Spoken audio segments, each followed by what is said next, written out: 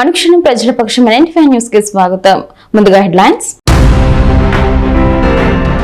భర్తను మరో వ్యక్తితో కలిసి హత్య చేసి రోడ్డు ప్రమాదంగా చిత్రీకరించిన భార్య, మరో వ్యక్తిని అరెస్ట్ చేసిన పోలీసులు. మదనపల్లిలో కన్నుల పండుగగా ప్రారంభమైన ముందస్తు స్వాతంత్ర దినోత్సవ వేడుకలు. 3000 అడుగుల పొడవైన జాతీయ జెండాను పురవీధులలో ఊరేగింపు. నేతన్న సేవలో పథకాన్ని పకడ్బందీగా అమలు చేయాలని 2వ విడత జాబితాలో అర్హులందరికీ న్యాయం చేయాలి. కాంగ్రెస్ నేత రెడ్డి సాహెబ్ డిమాండ్. మదనపల్లి మహిళా డిగ్రీ కళాశాలలో ఎయిడ్స్ పై అవగాహన సదస్సు నిర్వహణ. ఇక డీటెయిల్స్ చూస్తే, మదనపల్లిను జిల్లా కేంద్రంగా ప్రకటించిన నేపథ్యంలో మొట్టమొదటి స్వాతంత్ర దినోత్సవ వేడుకలను ఘనంగా నిర్వహించాలని ఆకాంక్షతో ఎమ్మెల్యే షాజహాన్ బాషా సారథ్యంలో ప్రైవేట్ పాఠశాల యాజమాన్యం, ప్రజా సంఘాలు, స్వచ్ఛంద సేవా సంస్థలు, ఉద్యోగులు, ఉపాధ్యాయులు, డ్వాక్రా మహిళలు, విద్యార్థులతో కలిసి నేడు 3 అడుగుల పొడవు 8 అడుగుల వెడల్పు తయారుతో చేసిన జాతీయ జెండాను నేడు మదనపల్లి పట్టణంలో ఊరేగించి ర్యాలీ నిర్వహించారు. ప్రతి పౌరుడు జాతీయ జెండాను చేతబట్టి భారత్ మాతాకి జై నినాదాలు చేస్తూ మిషన్ కాంపౌండ్ నుండి బెంగళూరు బస్టాండ్ కూడలి వరకు సందడి చేశారు. ఈ సందర్భంగా ఎమ్మెల్యే మీడియాతో మాట్లాడుతూ 130 సంవత్సరాలు మదనపల్లి ప్రాంత ప్రజల ఆకాంక్షలు నెరవేరుస్తూ ముఖ్యమంత్రి చంద్రబాబు నాయుడు మదనపల్లిను జిల్లా కేంద్రంగా ప్రకటించిన సందర్భంగా మొట్టమొదటి స్వతంత్ర దినోత్సవ వేడుకలను అత్యంత వైభవంగా మదనపల్లి ప్రజలతో కలిసి నిర్వహించడం చాలా సంతోషంగా ఉందని అన్నారు. దేశ సమగ్రతను కాపాడుతూ మదనపల్లి ప్రజలు నేడు స్వతంత్ర దినోత్సవ వేడుకలలో పాల్గొనడం గర్వకారణమని అన్నారు. విద్యార్థులు, మహిళలు, వ్యాపారస్తులు, ఉపాధ్యాయులు, ఉద్యోగులు పెద్ద ఎత్తున కలిసి రావడం మదనపల్లి ఐక్యతను తెలియజేస్తుందని ఆనందం వ్యక్తం చేశారు. 13వ తేదీ మదనపల్లిలో 5000 మంది మహిళలతో మరో ర్యాలీ నిర్వహిస్తామని, 14వ తేదీ సాయంత్రం టిప్పు సుల్తాన్ మైదానంలో పెద్ద ఎత్తున ముందస్తు స్వతంత్ర దినోత్సవ వేడుకలను నిర్వహిస్తున్నామని, ఈ కార్యక్రమాన్ని విజయవంతం చేసేందుకు ప్రతి పౌరుడు ముందుకు కలిసి రావాలని కోరారు. ఈ కార్యక్రమంలో విజయభారతి విద్యా సంస్థల అధినేత Sethu, town bank chairman Nadal Vidyasagar, Gautam school Lakshminarayana, NLF school Ramana Reddy, 7 hills Raghunath Reddy, Vidyudaya Srinivasulu Naidu, fort Lalithamma, Chaitanya సంస్థ కవిత, తెదేపా నాయకులు సహదేవ్ నాయుడు, వి కోట జాకీర్, శ్రీ చందు, దివాకర్ రావు, SR షంషీర్, MEఓలు ప్రభాకర్ రెడ్డి, పద్మావతి, జాఫర్ నిసా, షబీర్, ఇంతియాజ్, కాజా హుస్సేన్, జాన్బాబు, రమేష్ రెడ్డి, మంగళ ప్రభాకర్, సిడి రమణ, బద్రీనాథ్, పెద్ద ఎత్తున తెలుగుదేశం పార్టీ నేతలు, కార్యకర్తలు, పుర ప్రజలు, విద్యార్థులు పాల్గొన్నారు. మాట్లాడిన తర్వాత పెద్దలు చంద్రబాబు నాయుడు గారు తప్పకుండా మదనపల్లి ఇస్తాను అని చెప్పి మాట ఇచ్చారు. ఇదే బెంగళూరు బస్ స్టాండ్ సాక్షిగా 2024 ఎలక్షన్ లో మాట ఇచ్చారు. ఇచ్చిన మాట ఇచ్చినట్లే మదనపల్లి జిల్లాకి ఇచ్చిన చరిత్ర పెద్దలు చంద్రబాబు నాయుడు గారు దాన్ని సభాముఖంగా తెలియజేస్తున్నాను. అదేవిధంగా ఈరోజు మదనపల్లి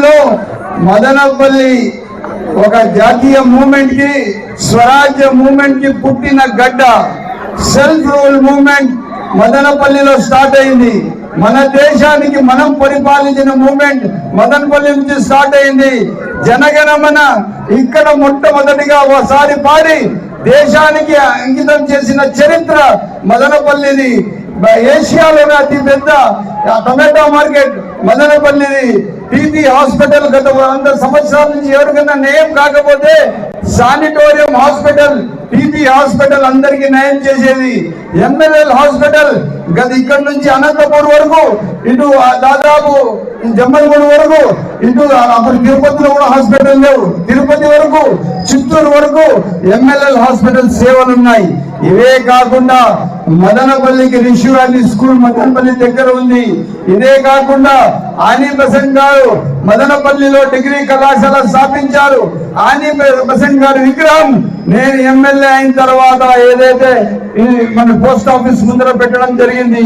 నేను ఎమ్మెల్యే గత 9-14 ఎమ్మెల్యే అయినప్పుడు అప్పుడు ఒక ప్రోగ్రాం చేశాము. ఖచ్చితంగా మదనపల్లిలో దేశ విలువలను, దేశ సమగ్రతను, దేశం కోసం అంకితం అయి దేశం కోసం త్యాగం చేసిన నాయకుల స్ఫూర్తితో మనము 2 రోజులు 3 రోజుల ముందు నుంచే కార్యక్రమం చేసి భారతదేశానికి ఆదర్శంగా నిలబడాలని చెప్పి ఒక ఆలోచనతో గత 15 సంవత్సరాల నుంచి నేను ఎమ్మెల్యే అయిన తర్వాత ఖచ్చితంగా ఈ ప్రోగ్రాములు చేస్తున్నాం. ఇదే కాకుండా మొట్టమొదటి కార్యక్రమం మిషన్ కాంపౌండ్ లో స్టార్ట్ చేశాము. మిషన్ కాంపౌండ్ లో స్టార్ట్ చేసిన కార్యక్రమానికి చిత్తూరు జిల్లాలో ఓ ఆశా వర్కర్ ఆత్మహత్య యత్నానికి పాల్పడిన ఘటన ఆలస్యంగా వెలుగులోకి వచ్చింది. 4 రోజుల క్రితం జరిగిన ఈ ఘటన ప్రస్తుతం తీవ్ర చర్చనీయాంశంగా మారింది. బాధితురాలు ప్రస్తుతం వేలూరులోని సీఎంసీ ఆసుపత్రిలో చికిత్స పొందుతూ ఆమె మృతి చెందినట్లు కుటుంబ సభ్యులు తెలిపారు. వివరాల్లోకి వెళితే వీకోట మండలం భారత్ నగర్ కు చెందిన రాణి ఆశా వర్కర్ గా విధులు నిర్వహిస్తోంది. గత కొంతకాలంగా ఉన్నతాధికారుల నుంచి తీవ్ర ఒత్తిళ్లు, వేధింపులు ఎదుర్కొంటున్నానని ఆమె ఆవేదన వ్యక్తం చేసినట్లు కుటుంబ సభ్యులు తెలిపారు. వారం రోజుల క్రితం కుటుంబ సభ్యులతో కలిసి తిరుమలకు వెళ్లేందుకు సెలవు కోరగా అనుమతి నిరాకరించడమే కాకుండా 2 నెలల జీతం కూడా నిలిపివేస్తామని బెదిరించారని ఆమె ఆరోపించినట్లు తెలుస్తోంది. ముఖ్యంగా మెడికల్ ఆఫీసర్ మాధవి, నిత్య తనను తీవ్రంగా వేధిస్తున్నారని పేర్కొంటూ రాణి సెల్ఫీ వీడియో రికార్డ్ చేసి తన ఆత్మహత్య యత్నానికి వారే కారణమని ఆరోపించింది. సంబంధిత అధికారులపై చట్టపరమైన చర్యలు తీసుకోవాలని కూడా ఆ వీడియోలో కోరింది. బాధితురాలి మృతి చెందడంతో కుటుంబ సభ్యులు తీవ్ర ఆందోళన వ్యక్తం చేస్తున్నారు. ఘటనపై సమగ్ర విచారణ జరిపి బాధ్యులపై కఠిన చర్యలు తీసుకోవాలని వారు ప్రభుత్వాన్ని, ఉన్నతాధికారులను కోరుతున్నారు. నా పేరు రాణి. నేను ఆశా వర్కర్గా పనిచేస్తాను భారత్ నగర్ సచివాలయంలో. నేను అప్పుడు 1 year బ్యాక్ ఆల్రెడీ వచ్చి రాజకీయ నాయకులు అందరి దగ్గర మాట్లాడి, సార్ దగ్గరంతా మాట్లాడి నేను రాజకీయంగా అందరికి ఒప్పించి సేవ చేస్తాననేసి నేను ఆశా వర్కర్గా చేరినాను.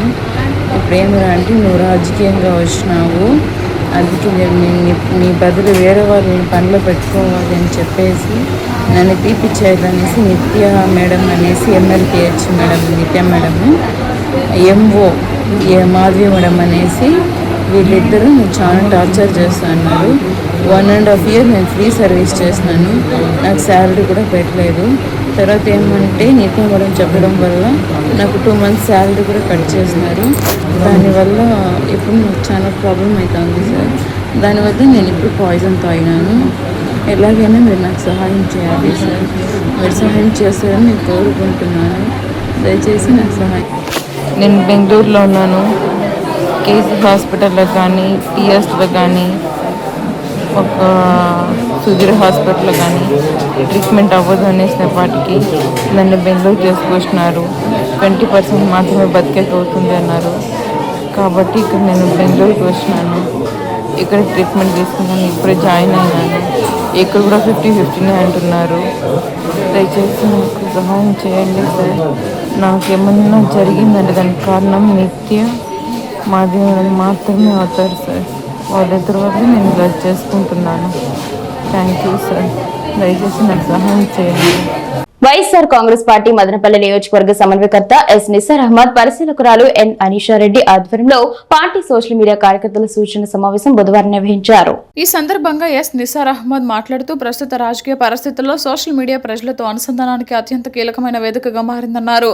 వైఎస్ఆర్ కాంగ్రెస్ పార్టీ విధానాలు, వైఎస్ జగన్మోహన్ రెడ్డి నాయకత్వంలో చేపట్టిన సంక్షేమ అభివృద్ధి కార్యక్రమాలను ప్రజల్లోకి విస్తృతంగా తీసుకువెళ్లడంలో సోషల్ మీడియా కార్యకర్తలు క్రియాశీలక పాత్ర పోషించాలని, ప్రజా సమస్యలను వెలుగులోకి తీసుకురావడంతో పాటు ప్రభుత్వం తీసుకునే నిర్ణయాలపై వాస్తవాలను ప్రజలకు తెలియజేయాలని, ప్రతి అంశాన్ని ఆధారాలతో బాధ్యతాయుతంగా ప్రజల్లోకి తీసుకువెళ్లాలన్నారు. ఎన్ అనీషారెడ్డి మాట్లాడుతూ నియోజకవర్గంలో పార్టీ కార్యక్రమాలు, నాయకుల పర్యటనలు, ప్రజా సమస్యలు, కార్యకర్తల కార్యక్రమాలను వేగంగా కవర్ చేసి Facebook, Instagram, X, YouTube, WhatsApp తదితర సామాజిక మాధ్యమాల ద్వారా విస్తృతంగా ప్రజల్లోకి తీసుకువెళ్లాలని, ప్రతి కార్యకర్త సోషల్ మీడియాను కేవలం పోస్టులు పెట్టే వేదికగా కాకుండా ప్రజల సమస్యలను పార్టీ దృష్టికి తీసుకురావడానికి, పార్టీ వాణిని ప్రజల్లోకి తీసుకువెళ్లడానికి ఒక బలమైన సాధనంగా ఉపయోగించుకోవాలని ఆమె సూచించారు. ఈ కార్యక్రమంలో రాష్ట్ర ప్రచార కార్యదర్శి సిపి రాఘవరెడ్డి, యువజన విభాగం రాష్ట్ర కార్యదర్శి ఎస్కే ఇర్ఫాన్, నాగరాజ్ రెడ్డి, విద్యార్థి విభాగం రాష్ట్ర సహాయ కార్యదర్శి హేమంత్, ఈశ్వర్ నాయక్ తదితర నాయకులు, కార్యకర్తలు పాల్గొన్నారు. వివాహేతర సంబంధానికి అడ్డుగా ఉన్నాడనే కారణంతో భర్తను భార్య తన ప్రియుడితో కలిసి దారుణంగా హత్య చేసిన ఘటన పీలేరు పట్టణంలో ఈ నెల 7న జరిగింది. ఆగస్టు 7న రాత్రి 8:30 ప్రియుడు చారాల సుబ్రహ్మణ్యం తెచ్చిన నిద్రమాత్రలను ఉమాదేవి ఇడ్లీ, సాంబార్, చట్నీలో కలిపి భర్తకు ఇచ్చినట్లు పోలీసులు తెలిపారు. రాత్రి 11:30 సమయంలో అతడు గాఢ నిద్రలోకి వెళ్లిన తర్వాత ఉమాదేవి ప్రియుడు సుబ్రహ్మణ్యాన్ని ఇంటికి పిలిపించింది. ఇద్దరు కలిసి ఇనుపరాడ్, గుండ్రాయితో భర్త తలపై దాడి చేసి హత్య చేసినట్లు విచారణలో వెల్లడైందన్నారు.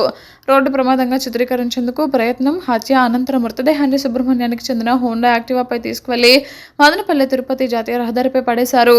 రోడ్డు ప్రమాదంగా నమ్మించేందుకు ఈ విధంగా చేసినట్లు పోలీసులు తెలిపారు. అనంతరం రక్తపు మరకలున్న దుస్తులు, ఇనుపరాడ్, గుండ్రాయిని గోనె సంచులు వేసి కట్ట కింద ఉన్న కుంటలో పడేసినట్లు వెల్లడించారు. సాంకేతిక ఆధారాలతో కేసు ఛేదింపు మృతుడి తండ్రి బంగినేని కృష్ణయ్య ఇచ్చిన ఫిర్యాదు మేరకు పీలేరు అర్బన్ పోలీసులు కేసు నమోదు చేశారు. పీలేరు సీఐ వెంకటేశ్వర్లు ఆధ్వర్యంలో సాంకేతిక పరిజ్ఞానాన్ని వినియోగిస్తూ దర్యాప్తు చేపట్టారు. విచారణలో నిందితుల ప్రమేయం నిర్ధారణ కావడంతో ఈ నెల 11న సాయంత్రం ఉమాదేవి A1 చారాల సుబ్రహ్మణ్యం A2లను అరెస్ట్ చేశారు. విచారణలో నేరాన్ని అంగీకరించినట్లు పోలీసులు తెలిపారు. నిందితులను కోర్టులో హాజరుపరచనున్నట్లు ఎస్పీ వెల్లడించారు. 17వ రోజు ఇంటింటా తెలుగుదేశం కార్యక్రమం మదనపల్లి పట్టణం 20వ వార్డులో రాష్ట్ర తెలుగుదేశం పార్టీ కార్యదర్శి పత్తిపాల తులసి ఆధ్వర్యంలో నిర్వహించారు. ఈ కార్యక్రమంలో రాష్ట్ర Vishwabrahmana corporation director Pachipala Ramakrishna Achari, Srinivas Achari, organisation secretary సంఘం రమేష్, ఉపాధ్యక్షుడు Reddy Vijay, secretary Gayatri, booth incharge Padmabai తదితరులు పాల్గొన్నారు. తెలుగుదేశం పార్టీ 2 ఏళ్ల పాలనలో చేపట్టిన అభివృద్ధి సంక్షేమ పథకాలను కరపత్రాల ద్వారా ప్రజలకు అందించి తెలుగుదేశం పార్టీకి రానున్న ఎన్నికలలో మద్దతు ఇవ్వాలని అభ్యర్థించారు. మదనపల్లి ఎమ్మెల్యే షాజహాన్ బాషా ఆదేశాల మేరకు ఇంటింటా తెలుగుదేశం కార్యక్రమం నేడు నిమ్మనపల్లి మండలంలో జిల్లా తెదేపా మాజీ ఉపాధ్యక్షుడు చింతపర్తి రెడ్డప్పారెడ్డి ఆధ్వర్యంలో అగ్రహారం పంచాయతీ ఆర్పిరెడ్డి గారిపల్లి పూలవాండ్లపల్లిలో ఇంటింటా తెలుగుదేశం కార్యక్రమం నిర్వహించారు.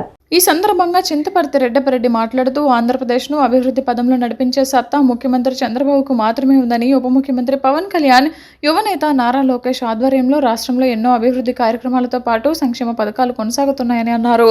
రానున్న స్థానిక సంస్థల ఎన్నికలలో తెలుగుదేశం పార్టీ అభ్యర్థులను అఖండ మెజారిటీతో గెలిపించాలని కోరారు. దీపం పథకం కింద ఉచిత గ్యాస్ సిలిండర్లు, ఉచిత ఆర్టీసీ బస్సు ప్రయాణం, తల్లికి వందనం, చేనేత నేస్తం, రైతు భరోసా వంటి ఎన్నో పథకాల ద్వారా రాష్ట్ర ప్రజలను ఆదుకుంటున్నారని తెలిపారు. మదనపల్లి నియోజకవర్గ ఎమ్మెల్యే షాజహాన్ బాషా నియోజకవర్గ పరిధిలో పెద్ద ఎత్తున అభివృద్ధి కార్యక్రమాలు చేపట్టి రోడ్లు, డ్రైనేజీలు, తాగునీటి వసతి ఏర్పాటు చేస్తున్నారని అన్నారు. కార్యక్రమంలో బహుదా చైర్మన్ దేవేందర్ రెడ్డి, గ్రామ పార్టీ అధ్యక్షులు శ్రీనివాసులు, బూత్ కమిటీ సభ్యులు రెడ్డెప్ప, వెంకటరమణ, ఈశ్వరయ్య, గ్రామస్తులు, మహిళలు తదితరులు పాల్గొన్నారు.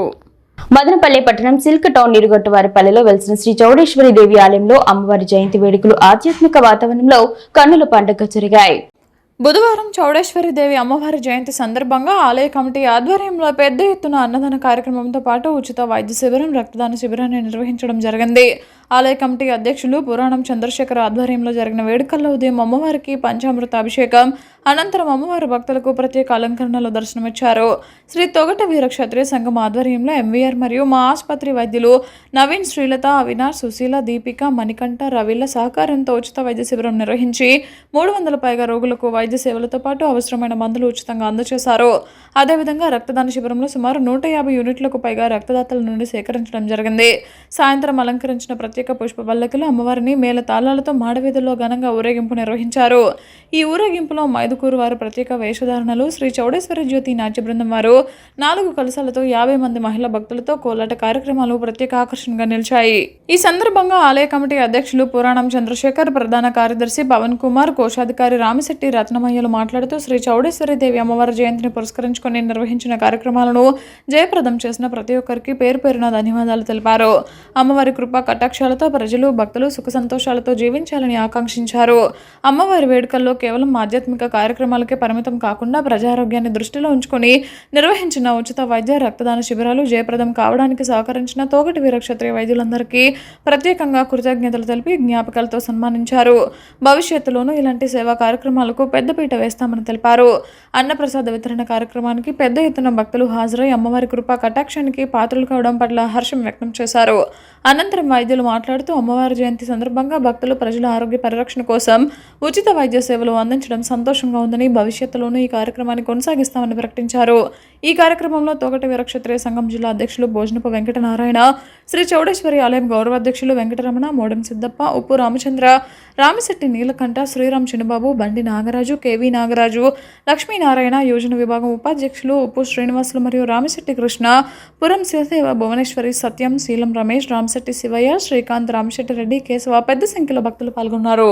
ఈరోజు చౌడేశ్వరి దేవి జయంతి సందర్భంగా ఎంవీఆర్ హాస్పిటల్స్ ఆధ్వర్యంలో తొగటి వీర క్షత్రియ సంఘం సహకారంతో మెగా మెడికల్ క్యాంప్ అండ్ రక్తదాన శిబిరం నిర్వహించడం జరిగింది.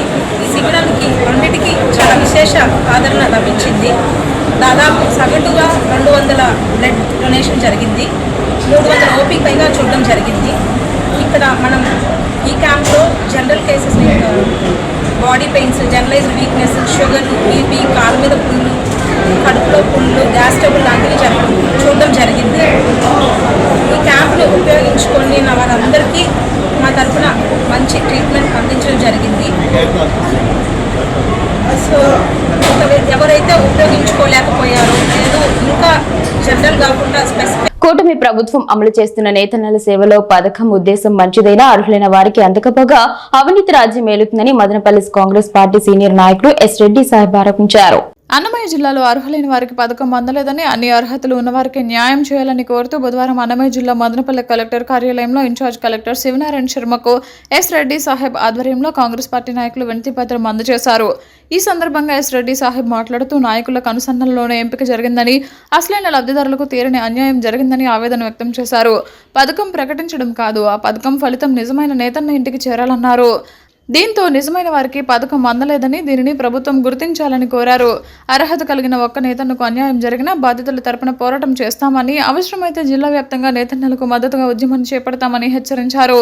ఈ కార్యక్రమంలో కాంగ్రెస్ పార్టీ సీనియర్ నాయకురాలు మాజీ కౌన్సిలర్ మీనా కుమారి, అన్నమయ్య జిల్లా యువజన కాంగ్రెస్ పార్టీ అధ్యక్షులు శరత్ కుమార్ రెడ్డి, సీనియర్ నాయకులు ఈశ్వరయ్య, మదనపల్లి టౌన్ మైనారిటీ అధ్యక్షులు మహబూబ్ ఫీర్, రూరల్ మైనారిటీ అధ్యక్షులు మహమూద్ అలీ, సోమశేఖర్, రాజ్ నాగరాజు, రవీంద్ర, జీవన్ కుమార్, జగదీష్, వెంకటరమణ తదితరులు పాల్గొన్నారు. ఈరోజు మదనపల్లి కలెక్టర్ కార్యాలయంలో కాంగ్రెస్ పార్టీ తరఫున చేనేత కార్మికుల సహాయత్వం వల్ల సంఘీభావం తెలుపుతూ వారికి జరుగుతున్న నష్టాన్ని కలెక్టర్ గారికి వినతిపత్రం ద్వారా కాంగ్రెస్ పార్టీ ద్వారా డిమాండ్ చేస్తూ వినతిపత్రం ఇవ్వడం జరిగింది. మన మదనపల్లిలోనే కాక అన్నమయ్య జిల్లా కానీ ఇటు ఆంధ్రప్రదేశ్ యావత్తు చేనేత కార్మికులకు ప్రత్యేక పథకాన్ని పెట్టి ప్రతి కార్మికునికి 25,000 చొప్పున లబ్ధి చేకూరే విధంగా ప్రభుత్వం నిర్ణయం తీసుకునింది. చాలా మంచి నిర్ణయం. నిజమైన కార్మికులకు అది ఎంతో ఊరటగా వాళ్ళ అభివృద్ధికి తోడ్పడుతుంది.